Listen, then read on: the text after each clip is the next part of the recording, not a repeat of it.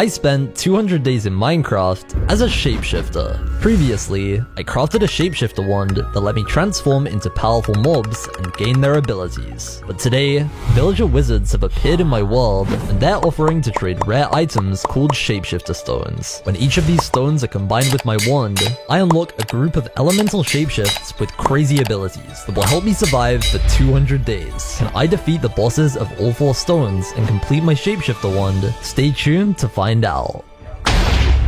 So, the journey continues. I loaded the world and I was back in my base as an orangutan. I then turned towards my door and saw that somebody was waiting outside. They kind of looked like a wizard. Hello. If you're looking to upgrade your shapeshifter wand, travel past the mansion to the wizard tower, where I shall be waiting for you. However, beware of archers hidden in the forest on your journey there. Before I even had a chance to reply, the wizard ran off into the dark oak forest. So I decided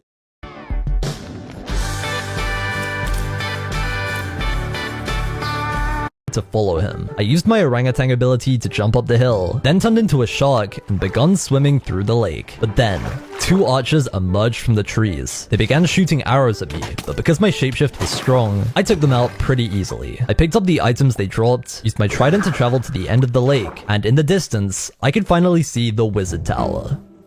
This place was massive, and definitely wasn't here before. At the bottom, it had a double chest with bread, emeralds, and a saddle, and I also collected all of the hay bales to trade with villagers later on. Then, I ran up the staircase, and when I reached the top, the wizard was waiting for me. Ah, I see you made it. I would like to offer an upgrade to your shapeshifter wand. Interesting. What does this upgrade do? By trading with the other wizards in this tower, you can obtain elemental stones. When these are combined with your wand, they unlock a huge amount of powerful shapeshifts. That sounds pretty good to me. Are there any conditions? However, there are some conditions. If you wish to upgrade your wand, you will have to slay powerful beasts, and you may only take 7 of your current shapeshifts with you. Choose wisely. Okay, well, before I pick my shapeshifts and upgrade the wand, let's speak to the other wizards. This guy must be the forest wizard, so to get the forest stone, I need 64 of every type of crop, 256 ancient oak logs, and a forest orb. What is that? The forest orb is obtained by killing the evil archers who roam the forest around here. They all have a small chance to drop pieces of the pillager totem, and when all 3 pieces are placed, the pillager boss will spawn. Defeat him, and you will get the orb that is needed for these brand new shapeshifts. The tiger, gorilla, red panda, elephant, ocelot, and wheat golem. So, I decided it was time to pick the 7 shapeshifts that I was going to keep. But while I was scrolling through them, the wizard threw me a map, and it contained today's sponsor, Monster Legends. Monster Legends is a free-to-play game for both Android and iOS, where you can collect monsters, level them up, and build a world full of different habitats for them to live in. Each monster has 6 different rarities, which progressively become stronger, and the monsters also have their own elements, like fire, water, earth, thunder, and even more. You can also breed monsters to create rare new species, and there are over 800 of them to discover. I wonder what happens if you breed a water and fire monster.